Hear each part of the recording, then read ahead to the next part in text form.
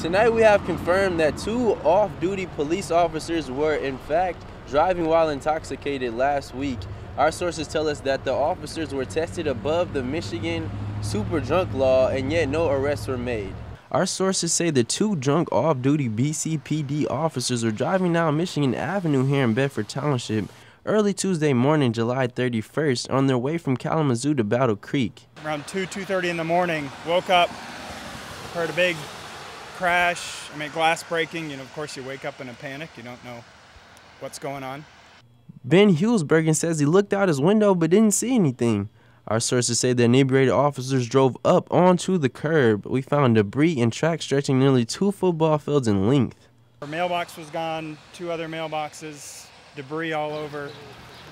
But they didn't stop there.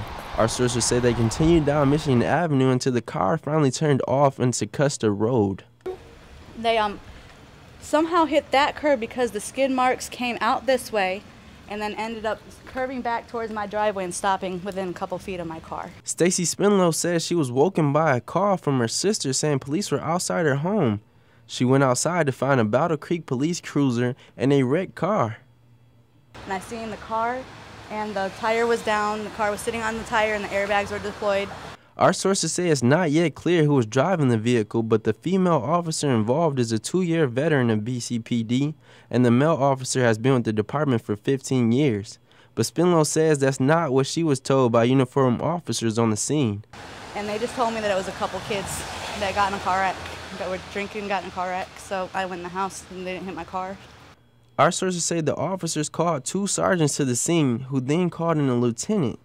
Since there were no actual witnesses to the crash, sources say everything was documented for internal discipline. The car towed away, the super drunk officers driven home.